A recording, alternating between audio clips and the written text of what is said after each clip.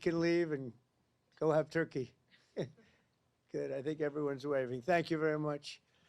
And I'm honored to speak with so many incredible members of the U.S. military and to wish all of you a very happy Thanksgiving. Before we begin, I want to express the anguish and the horror of our entire nation at the terrorist attack yesterday in our nation's capital, in which a savage monster gunned down two service members in the West Virginia National Guard who were deployed as part of the D.C. task force, which has done such an incredible job. I mean, until yesterday, we literally had no incidents for many months. It was the safest place imaginable, and this is a different kind of crime. This is a really bad crime. Millions of Americans are praying for those heroes and their families, and I must unfortunately tell you that just seconds before I went on, right now, I heard that Sarah Beckstrom of West Virginia, one of the guardsmen that we're talking about, highly respected, young, magnificent person, started service in June of 2023, outstanding in every way. She's just passed away. She's no longer with us. She's looking down at us right now. Her parents are with her. It's just happened. She was savagely attacked. She's dead. She's not with us. Incredible person. Outstanding in every single way, in every department. That's horrible. As you know, the other young man is fighting for his life. He's in very bad shape. He's fighting for his life, and hopefully we'll get better news with respect to him. And the monster that did this is also in serious condition. But we won't even talk about him. As you may know, DHS has confirmed that the suspect is an Afghan national flown here by the previous administration, who was such a bad administration. And I have a picture of a plane. This is what it looked like when they came in. It was total bedlam. Do you remember that period of time? Total bedlam. People crammed onto the plane. And the toughest, meanest, most capable physically got on the plane, not the people that we were looking for or that they wanted to bring in. Here's a picture for you. Just take a look at that plane. Standing on top of each other and sitting on top of each other. This is what we had under the Biden administration. That whole thing should have never, ever happened. They should have left from a different base. They should have left from Bagram, as you know, and it would have been a much different story. But they didn't do that, and this was just a rout, just a terrible situation. This heinous atrocity reminds us that we have no greater national security priority than ensuring that we have full control over the people that enter and remain in our country. For the most part, we don't want them. They come in illegally, have a lot of problems. Their countries force them in because their countries are smart. They don't want them. Let's give them to the Americans to take care of. They come out of jails in many cases, mental institutions, they're gang members, they're drug dealers. We don't want them. Many of the service members on this call today are engaged in crucial aspects of that mission. And to each and every one of you, I just want to thank you so much. Incredible people. You make this sacrifice like few others understand. A lot of them don't even understand it. This year on our military, we have a military, the best in the world. We make the best equipment in the world. And we have the best people in the world. So joining us this evening are 6 units deployed across our hemisphere, representing every branch of the United States Armed Forces. First, I want to thank the members of Army's legendary 101st Airborne Division. You know, I've heard about that since I was a little boy. The Screaming Eagles, calling in from Fort Huachuca, Arizona, and you're led by Major General David Gardner, a real tough cookie and great general. I appreciate it, General Gardner. The 101st has done an outstanding job leading the task force, joint task force at our southern border. I mean, we have nobody coming in. They're not coming in. Under Biden, They were coming in by the millions. Now we have nobody coming in. We have a strong border. Nobody talks about it anymore. I'm not giving credit for anything, just like you guys are not giving credit for anything. We do the greatest job, but that's all right. They don't talk about the border anymore because you know why? Nobody comes in. We had 9 months now where we had nobody coming in, zero. And this is being fed. This is the people that do this they tend to be on the left. They'd love to say millions of people came in through Trump, and they actually said nobody came. Even I find that hard to believe, but they literally are saying nobody came in. And I hope people appreciate the job that you've done and the job that we've all done. But we're stopping the invasion of our country. We stopped it cold. And if you remember, Biden said, I need new legislation. You didn't need legislation. I didn't get legislation. What you needed was a new president. So with your help, we now have the most secure border in American history. It's the single most secure border in American history. So I just want to thank you. And the 101st, I want to thank you very much. The job you've done is amazing, working with all of our great people. We also have the men and women of the U.S. Navy serving as part of the Iwo Jima Amphibious Ready Group under Captain Christopher Farraker. And they're on board the USS Iwo Jima in the Caribbean Sea. Working right by their side are members of the 22nd Marine Expeditionary Unit led by Colonel Tom Trimble. Thank you very much. I think you waved to me because I can see you then. Let's see. There you are, handsome people.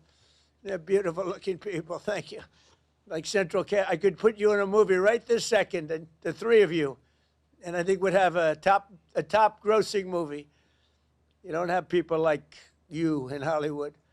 Part of the 22nd MEU is also serving in Puerto Rico, the 3rd Battalion, 6 Marines, Devil Dogs, led by Major Ross Gilchrist. Where is Major? Where are you? Hello, Major. Another central. Is everybody central casting? It's like they're all handsome, tough guys. I don't know what's going on here. But the Navy Marine Corps team is currently helping to defend our country, protect our interests, and literally decimate terrorists. The job you've done is incredible. I also want to thank you for your amazing work to quickly deliver life-saving aid to Jamaica in the aftermath of the recent hurricane, which was devastating. Thank you very much. Appreciate it, Major and everybody. Appreciate it. Next up are the airmen serving with one of the most feared bomber forces in the world, the U.S. Air Force's 7th Bomb Wing at Dyess Air Force Base in Texas under the auspices and leadership of Colonel Seth Spanier. Colonel, where are you, Colonel? Colonel, let's see here. You're right there. Thank you, Colonel. All of you are backbone of America, and you really are the backbone of America's air power. And in recent weeks, you've been working to deter Venezuelan drug traffickers, of which there are many. Of course, there aren't too many coming in by sea anymore, if you probably noticed that. From sending their poisons into the United States, where they kill hundreds of thousands of people a year. But we're going to take care of that situation. We're already doing a lot. We've almost stopped. It's about 85% stopped by sea. You probably noticed that. People aren't wanting to be delivering by sea. And we'll be starting to stop them by land also. The land is easier. But that's going to start very soon. We warn them. Stop sending poison to our country. We also have the 18th Space Defense Squadron at Vandenberg Space Force Base in California, headed by Captain Ryan Weber. Captain, where are you, Captain? Thank you very much, Captain. Great job. Every day you maintain American dominance on the high frontier. You're the guardians of one of the most important domains we have to protect, and you make us very, very proud of the job you do, Captain. Thank you. Finally, we have the great men of the Coast Guard, and I have to tell you, there are a lot of women in the Coast Guard now, too, and we're happy about that.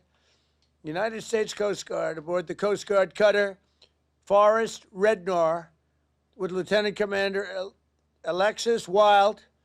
Alexis, where are you? Hi, Alexis. Alexis Wild at the helm, and I'm told that just last month, the Forrest Rednar intercepted a boat with lots and lots of illegal aliens off the coast of California. It was loaded, and then turned them over to the Customs and Border Patrol, and they did it so professionally. The people were Very, very impressed with the job you did, Commander. So thank you very much. It was a great job. And thank you for defending our maritime borders with skill and with pride, and the job you do. Amazing. So I want to thank all of you again for your amazing service to our country. God bless our warriors. God bless our heroes from West Virginia National Guard. What a group. I love West Virginia. And I want to wish everybody a very happy Thanksgiving. We have a country that we can be very proud of. I was with the King of Saudi Arabia, and he said, you know, sir, last year you had a country that was a dead country. We thought it was dead, and now you have the hottest country anywhere in the world, and it's true. And we're going to be having close to $20 trillion invested. That's record-setting by 10 times. Nobody's ever had anything like it. We're building plants. We're building factories, auto factories, AI plants, the whole thing with artificial intelligence. I don't know the word. I've never liked the word artificial. I don't know what artificials are. I think they ought to change the name. I've always said that's a lousy name to have, artificial anything, but it's a big business. And we're building more. We're leading China by a lot. We're leading everybody by a lot. We make the best military equipment in the world, and they're ordering it at numbers that nobody's ever seen before. But we're doing better than we've ever done before. We have the stock markets just hit for the 48th time an all-time high during the 9 months that I've been here, a little more than 9 months now. And so we have the hottest stock market ever. That's a big thing for 401ks and all of the millions of people with jobs and 401ks. Everybody participates in that. But it's 48 times in a little bit less than 10 months. 48 times we hit an all-time high. And I think we're going to continue, because when these factories that we're building from all over the world, they're coming because of tariffs. I think because of November 5th, the election result, but because of tariffs. And we're taking in hundreds of billions of dollars like we've never done before. And some of that's going to go back in the form of a sort of dividend to our people, but much of it's going to go toward reducing debt. And what it really goes for, and even better than the money we're taking in, is the fact that nobody's attacking our companies and taking them out, stealing them like they've been for many years. Because if they do that, they have to pay a tariff as they make products and sell them into our country. So we made deals with Japan. We made deals with South Korea. We made deals with the European Union, where they pay us hundreds of billions of dollars. And they participate. They're now building plants. Honda is building plants, and they're all, every car company from all over the world virtually is building plants now in the United States because they don't want to pay the tariffs. So there's never been anything quite like it. It's been amazing. So we're taking in, think of it, hundreds of billions. Next year it'll be $1 trillion or more. But we're taking in all this money, at the same time protecting our country. And we're respected again. They actually respect us. And they made the deals. I mean, they respect us, but they pay us. As an example, Japan, $650 billion. South Korea, $350 billion. European Union, $950 billion. And they are building plants now in the United States because they don't want to pay tariffs. So this is one of the biggest things economically that's never happened. Nobody's ever seen anything like it. And over the next couple of years, I think we'll substantially be cutting, and maybe cutting out completely, but we'll be cutting income tax. Could be almost completely cutting it because the money we're taking in is going to be so large. And yet, other countries who have been ripping us off for many, many years, they've just been ripping us to shreds. China would take in $600, $700 billion a year, rebuild their military. And now we have a fair deal with China. We just met with President Xi. We have a great relationship. We have a fair deal. We take in a lot of money in the form of tariffs. But so many, even our friends, I mean, European Union, they're our friends. Japan, they're our friends. South Korea's our friends. They're now paying us hundreds of billions of dollars, and they're also paying tariffs to come in. We're not paying tariffs to go in there, by the way. They're paying tariffs, but we're not. So that's a total reversal. But we are benefiting like they used to benefit against us, but we're benefiting even more. So I just want to thank everybody for making all of this possible. Without you, well, you know, we don't have any defense, and boy, do we have defense. We have the strongest military anywhere in the world. We make, as I said, the best equipment, but we have, more importantly, we have the strongest military anywhere in the world. And you saw that with Iran, with those beautiful B-2 bombers. They totally obliterated the potential nuclear supply of Iran. And they did it in the dark of night with no moon, no light, no nothing. Early in the morning, they attacked. You couldn't see a thing, and every single bomb hit its mark.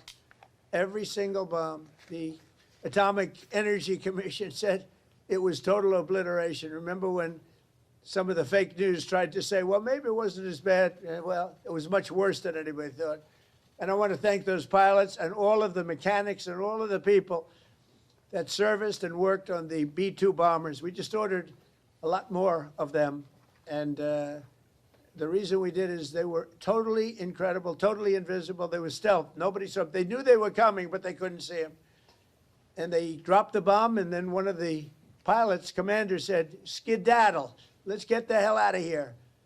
But they dropped those bombs, and they loved doing it. They were so honored. They said to me when they came to I invited them all to the Oval Office, including the people that take care of the machines, because, you know, they flew 37 hours both ways, 37 hours, and there wasn't a sputter from an engine. There wasn't a broken screw. There wasn't a problem. There wasn't a chipped piece of paint. It was a flawless mission. I want to thank General Raisin Kane for that and Pete Hegseth for that. But it was an unbelievable event. We have a country that's so respected again. But when the pilots came to see me and I gave them a medal, all of them, there were a lot of handsome people. They looked like Tom Cruise, actually. It was very good casting. But I like Tom Cruise, the last of our movie stars, probably.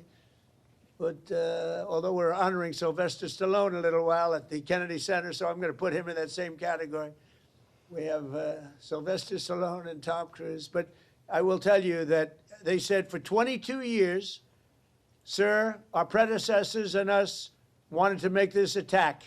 22 years they wanted to make this attack.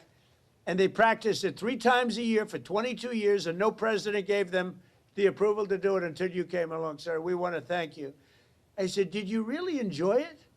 They said, sir, we loved it. We loved it. And these are brave men. These are from a different place than some of the people I know who aren't courageous. We have a lot of people that aren't courageous. These people were amazing in the job they did. So with that, I'm going to ask Lieutenant Colonel Charlie Rockwood, who's a highly respected young man, to speak to you. And if you have any questions, I'll answer them. Unlike Biden, he didn't take questions. But I take all the questions you want. You can ask me any damn question you want. And then we go and have a great Thanksgiving, because I don't know about you. You probably had your dinner already, but I didn't. And I know exactly what I'm going to have. Turkey, okay? I believe it's turkey. So, Lieutenant Colonel, if you would, you take over. Go ahead. Yes, sir. We're going to pass it over to Major General David Gardner from the United States Army. Happy Thanksgiving, President Trump. This is Major General Dave Gardner, the commander of the 101st Airborne Division and your Joint Task Force Southern Border. That's right. I appreciate you saying I was tough. Everyone cheered. I assume that means they agreed with you. We are headquartered in Arizona. The service members with me today represent over 10,000 deployed along the 2,000 miles of our border from San Diego to the Gulf of America. We support Customs and Border Protection, U.S. Border Patrol, and as you said, Mr. President, illegal aliens entering our country is at a historic low thanks to our collective efforts. Right. On the screen behind me, you may be able to see some of the images of us patrolling, reinforcing the border wall, and we're doing that 24 hours a day, 7 days a week, including today, Thanksgiving. Our soldiers, Marines, sailors, airmen, guardians, and Coast Guardsmen were able to have fantastic Thanksgiving meals and engage in traditional football games against each other. We're doing well.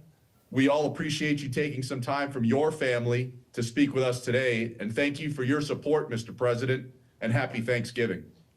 Well, David, thank you very much. And one thing you said in the question or statement, probably I like a statement even better than a question, but I like that because you appreciate what we're all doing together. We're partners.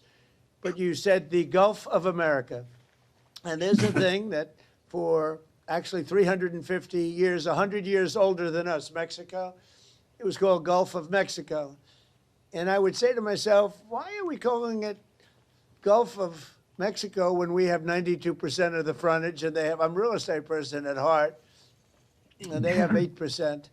And I made that change. It was amazing. It took literally a matter of hours, and it was done.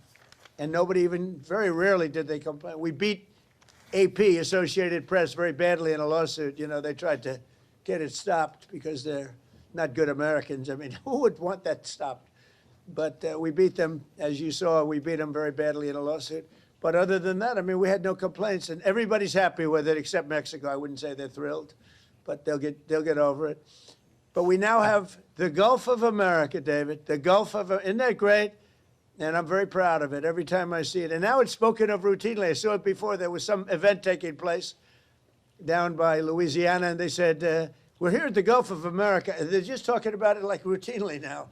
They're not saying like Gulf of America and smiling. It's just routine. It's called now the Gulf of America. So I'm actually very glad you brought it up. That's another one of our many achievements. So thank you very much. Appreciate it.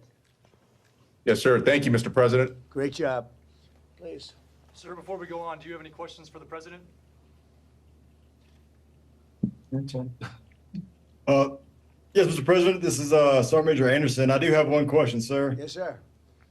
If you were to place a wager between the Army and Navy football Oh. game, who would you put your money on, sir? You know, David, I think you should dock him. That's a terrible question.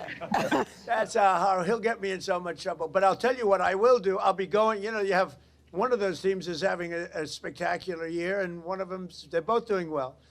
But I'll be at the game, and I'm going to let you know right after the game who's going to win.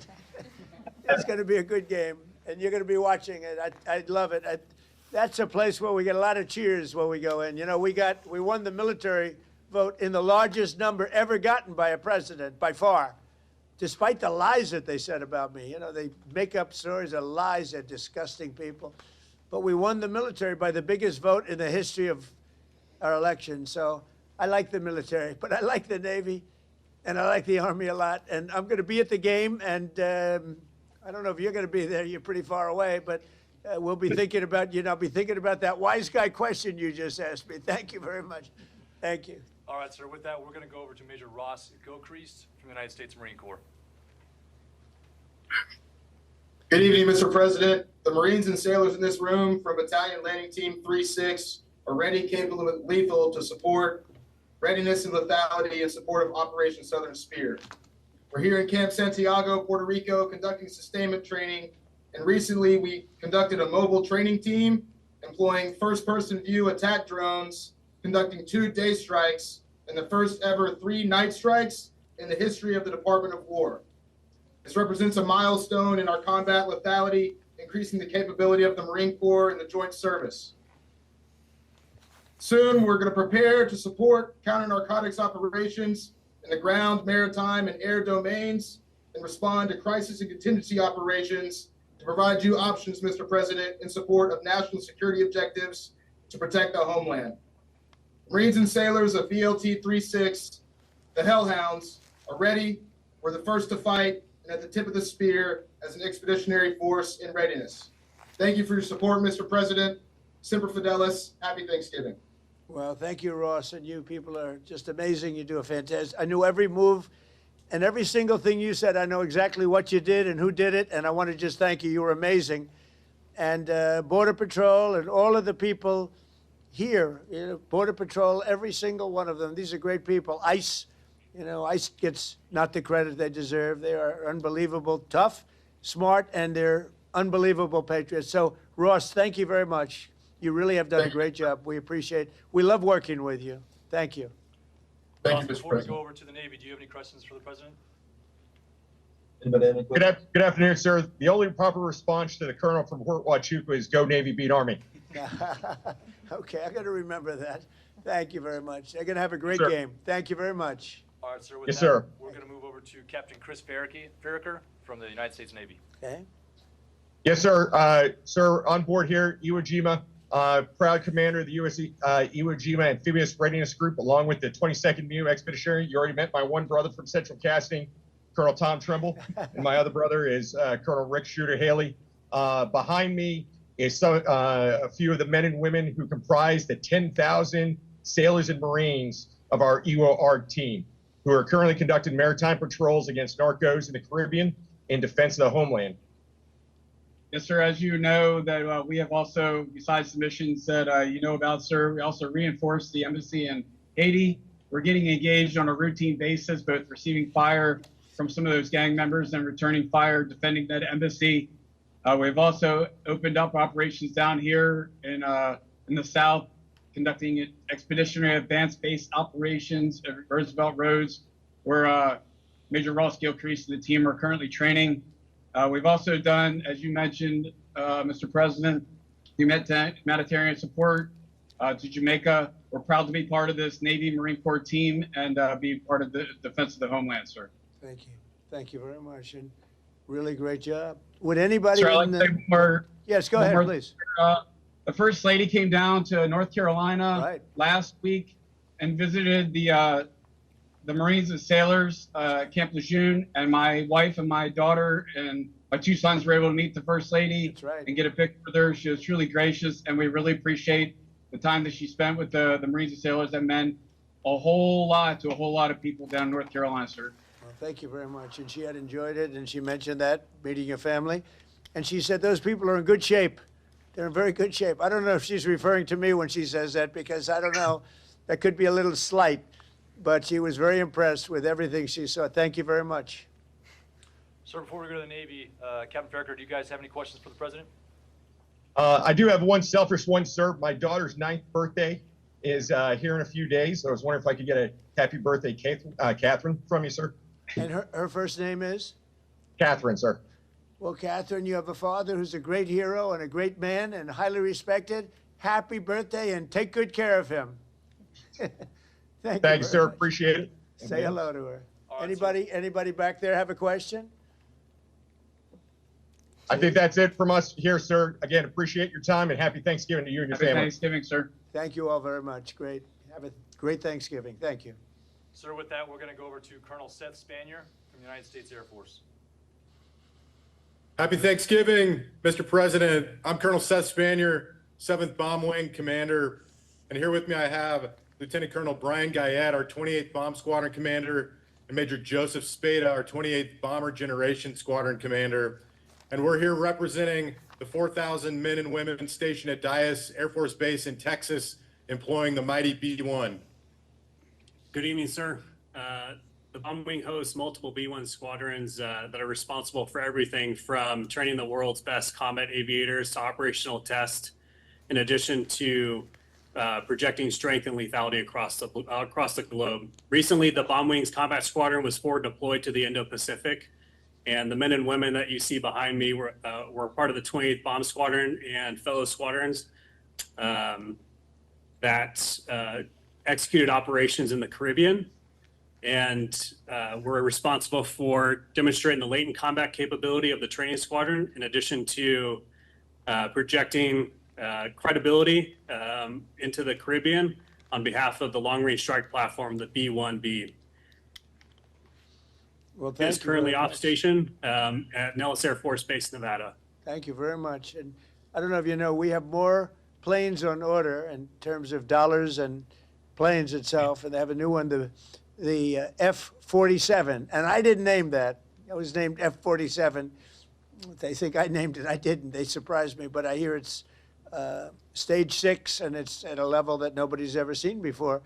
But we have more planes on order right now and things in the works than we've ever had. So from the Air Force's standpoint, I know you know exactly what's on order because we dealt with you and what you like. But we've never had so many planes being built at one time, and we're reinvigorating everything. I know the F-35 has been very good, and we're working on some maintenance issues to get some of them back sooner, as you know, because some of them are out, and rather than having them sit there, we're getting them fixed. Should have happened a long time ago. But we've never been in the position where we've ordered so many, and I think the Air Force has to be very happy about that. Yes, sir, absolutely. Good, thank you. And if you have any questions, please go ahead from your group. Good evening, Mr. President, and happy Thanksgiving. I'm Thank you. Senior Airman Laurent. I'm an intel analyst at the 28th Bomb Squadron. My question for you today is, what is the most memorable obstacle or hardship that you've encountered in your life, and how did this shape you to be the leader you are today? Wow, that's an interesting question. But I'll tell you, in terms of obstacles, would be the weaponization of government by the previous administration. That was probably the biggest obstacle. I won by a lot. I ran a second time, I won by a lot. And I ran a third time, and it was too big to rig. But the biggest was that. They went after a lot of great Americans. I was one of them. And I would say weaponization by my opponent was a disgrace to our nation. And I would say it was the most difficult time. And we won. And now today I'm in Florida, but generally I'm in the White House, I'm in the Oval Office. So I look around and say, oh, well, couldn't have been that bad, but it was. It was a disgrace to our nation, and it should never be allowed to happen again. And it's being looked at very strongly. But it's a very interesting question. I don't know that anybody's ever asked me the question that way. But if you did, I would say it was the weaponization and illegal weaponization that they used where our government attacked the president and the former president of the United States of America. And I was fighting for you, not just for myself. I was fighting for you. I was fighting for everyone that I'm looking, all of those incredible patriots that I'm looking at, but the millions of people that are listening right now and the hundreds of millions of people in our country. And we fought and we won, but they're bad people. So thank you. That's a great question. Thank you very much. Thank you, sir. Sir, with that. Sir, one last one. If you could throw Yes. up CHOP, it's our to the Mohawks. That's our squadron motto, CHOP. Oh, good. I love it. Chop. See, we're not allowed to do that anymore. We're not allowed. You're not allowed to use the word Indian anymore. The only one that wants you to are the Indians, all right? I don't think you should ever change. I will never tell you to change, all right? It's great. And they're very proud of it, too, by the way. Thank you all very much. Thank you. Sir, we're going to turn over to Captain Ryan Weber from the Space Force. Okay. Good evening, Mr. President. My name is Captain Ryan Weber, and I'm the commander of the 18th Space Defense Combat Squadron. Today with me, I have Delta Crew. They're working the holiday swing shift right now, which is led by Lieutenant Cunningham and Sergeant Jackson. We also have 5 orbital analysts with us today. Our mission here at the 18th is space domain awareness, tracking everything to, in, and from space, whether that's a launch, satellite reentry, or maintaining the catalog of 48,000 objects in space. It's been a historical year for 2025. We've had over 273 space launches to this year, 174 of those being from the U.S. And we're just grateful for our newly operationally accepted system to lead the way for the world in space domain awareness. Well, I know all about it because that was my baby, Space Force. So I can't say I have any favorites because I don't want to do that. But I'll tell you, I have a real love for Space Force. And as you know, I did that. We put some very good people in because we were losing to China and Russia substantially. And now we're leading China and Russia substantially. And as you know, Biden came in, he wanted to terminate Space Force. He thought it was funny. He thought it was so funny. The military didn't think it was funny. And he was met with a great force. And the force said, you're not doing this. But I think it's going to go down as one of our most important, as technology goes. The things we're doing now in space are unbelievable. And I think it'll be one of the truly great things that this administration did. I did it in my last term. But we really had great people there. And we're dominating space now. We're dominating it. We were losing it to both China and Russia at the time. We had no Space Force. And so we created this incredible group of people. They came together and they created something very special. And I'm very proud of all of you for being involved. It's going to be one of the most important things I think that I've ever done. Thank you. Ryan, before we move on to the Coast Guard, does anybody from your team have a question for the President? The one question I would have, sir, is what do you see for the future for the Space Force? How do you expect it to grow as we build out as a branch? I just think it's unlimited. I think it's, in terms of technology, in terms of, the others have been here for a long time. and Air Force has been, and I could have left it in the Air Force, but I really thought it should have its own identity, and it works closely with the Air Force. But you wouldn't have had your own identity, and I don't think it was working doing it that way. So we created, because of the importance, we created Space Force, and I think it's got unlimited growth potential, and maybe at a faster level than others because they have been here. You know, they've seeded and they're doing great, but you're a seedling. You're just at the beginning of your powers.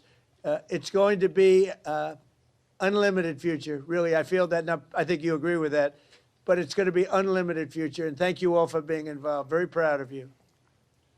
Thank you. Thank you, sir. On behalf of the 18th, thank you for your support and happy Thanksgiving. Well, you have my support totally, and you too. Happy Thanksgiving. Thank you very much. So to round it out, we're going to go over to Lieutenant Commander Alex Wild, United States Coast Guard. Good evening, Mr. President. Lieutenant Commander Alex Wild, Commanding Officer of Coast Guard Cutter Force Red Hour. We're currently patrolling the southwest border off of the coast of California in support of Operation Border Trident to protect the maritime boundary. With a crew of 25, our fast response cutter has contributed to mission success in securing the border, as you mentioned. Last month alone, we had 3 at-sea interdictions and apprehended 45 illegal aliens. I'd like to recognize to my right the boarding team and pursuit team from our most recent interdiction. To my right, Lieutenant Junior Grade Fuller, Bosun Mate First Class Garcia Cosby, Electrician's Mate First Class Areza, Bosun's Mate Third Class Gerhartz, and Machinery Technician Second Class Simano. We've had a real nice day, as you said. It's been pretty quiet on the water, to be honest. Our 2 culinary specialists gave us a real treat today for Thanksgiving by smoking 2 turkeys. And this evening we'll be trying to have some trivia here on the mess deck. We're truly grateful for this opportunity to speak with you today. Thank you very much. Thank you. You know, I've loved the Coast Guard for a long time, and more than anything else, all the lives you saved in Texas and various places, all of these places that got hit by the hurricanes and all of the different, the storms, the big water storms, as they call them, but mostly hurricanes. The jobs you do, the way you go into those seas, I wouldn't want to do it. You want to do it, but I wouldn't want to do it. And I just want to thank you for that. As you know, we've ordered a lot of Coast Guard cutters, brand new, beautiful, the best machines in the world, the fastest, the best maneuverability. They tell me. I said, how's the speed and the maneuverability? I'm a looks person. I wanted the hull to be perfect. I sort of redesigned the hull a little bit, the hulls, but we ordered a lot, and we're ordering icebreakers too that you're going to be in charge of. We have 11 of them being built right now. We had none. We only have 1 in the whole country.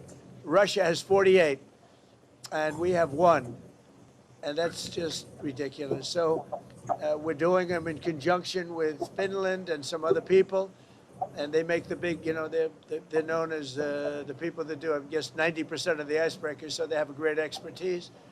But we're doing them also as a joint venture where they're going to be built in this country, and they've already started. So we've ordered 11. You were going to build 1, and the 1 was going to cost almost as much as the 11, and every one of the 11 is much better than the 1.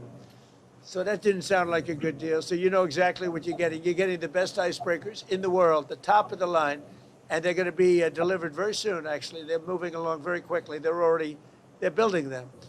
And you'll end up with 11, but before we even start that, we're going to end up doing another 11 pretty soon. So you're going to have a lot of icebreakers pretty soon, which is very important. I assume, is that important for the Coast Guard? Because if it's not, I'll cancel the order immediately. Very important.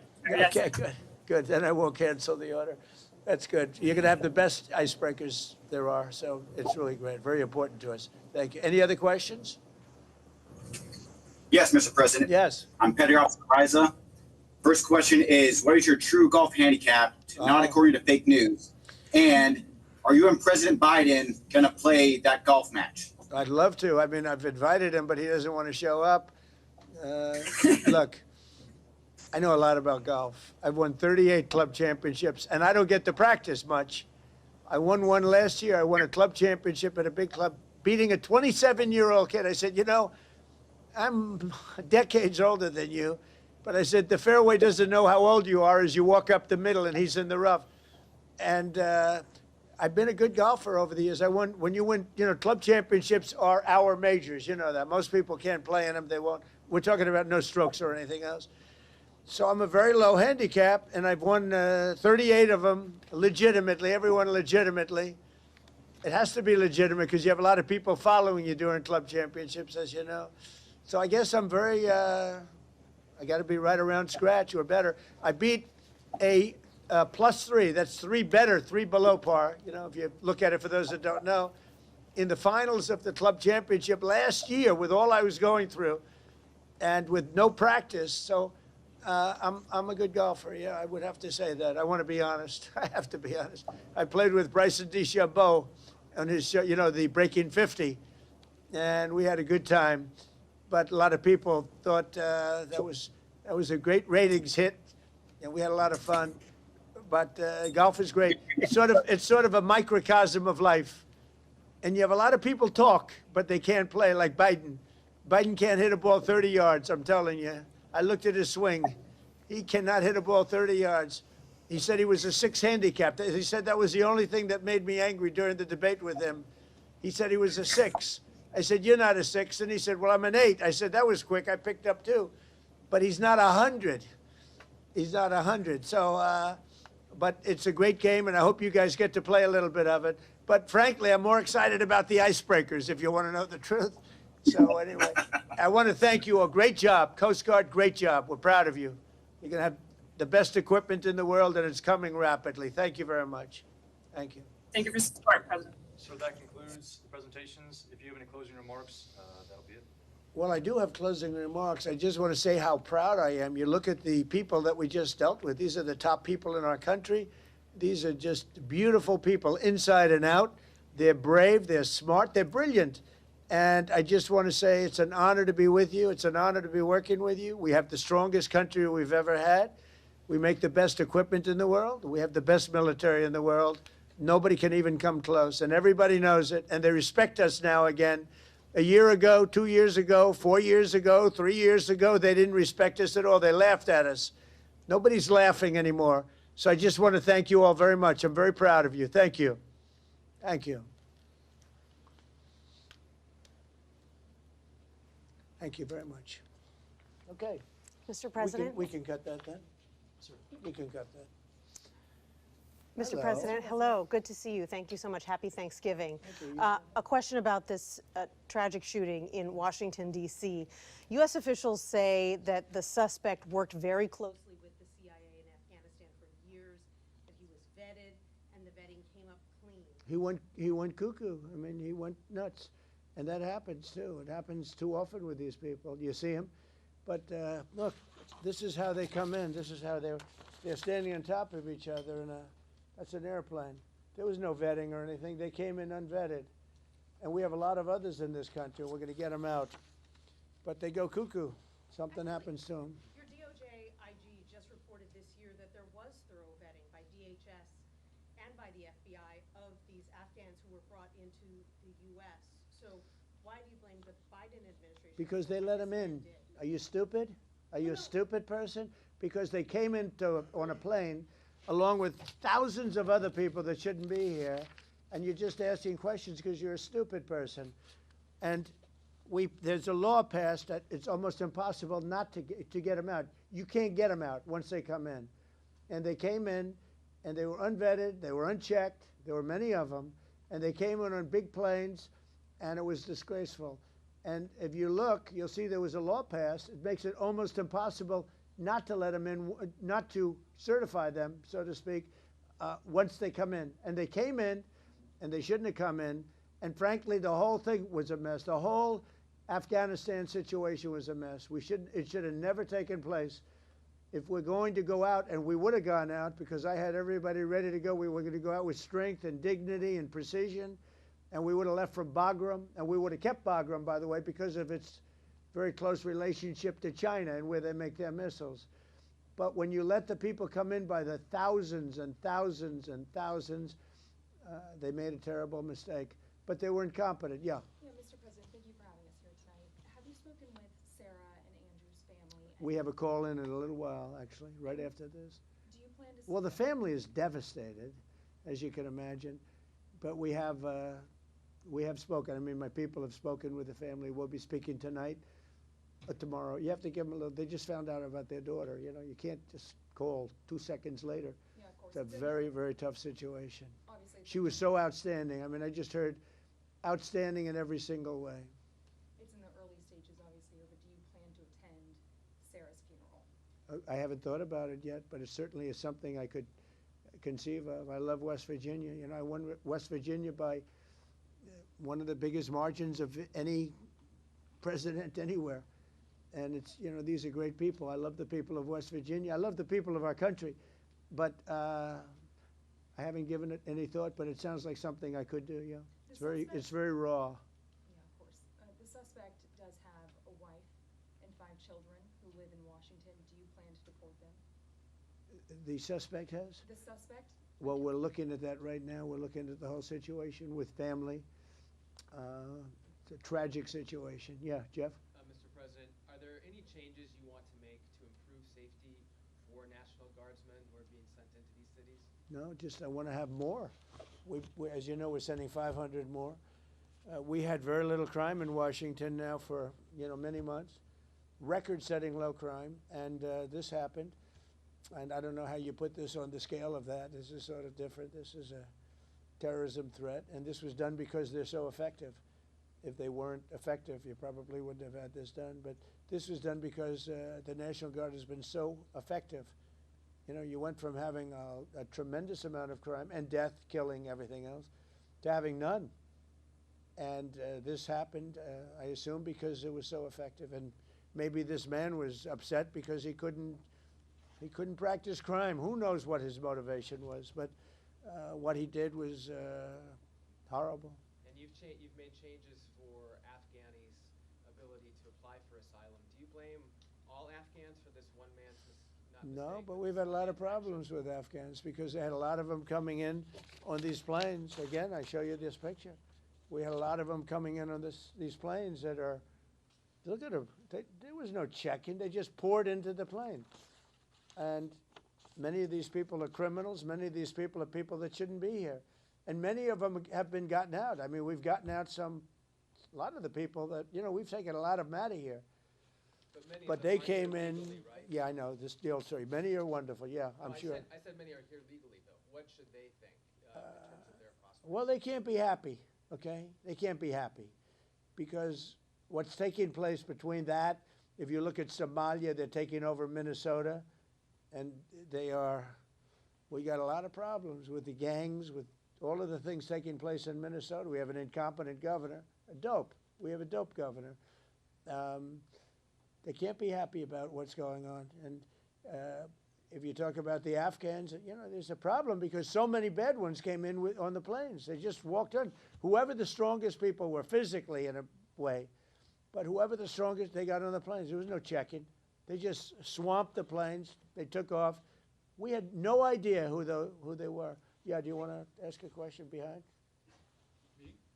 Hi, sir. Happy Sure, Thanksgiving. hi. What do the Somalians have to do with this Afghan guy who shot the national? Nothing, but Somalians have caused a lot of trouble. They're ripping us off for a lot of money. There's a tremendous amount of money going back to Somalia. What the hell are we paying money to Somalia for? But they're ripping off our country at a level that few people have been able to see before. That's about the only thing. You talk about competence. We have Ilhan Omar, who does nothing but complain about our country and our Constitution. And she comes from a country with it's practically no country. It's devastated, it's crime-ridden, it's a mess, it's a disgrace. And we took their people at a tremendous, we're not taking their people anymore.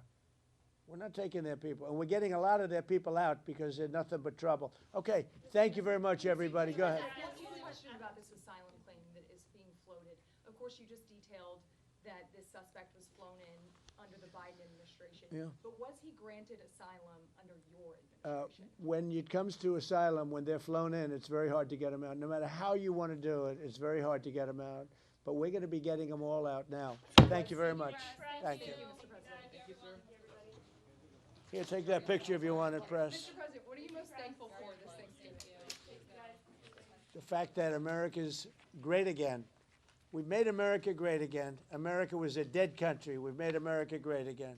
Here you go. Got it? Thank you, Mr. President. Happy Thanksgiving.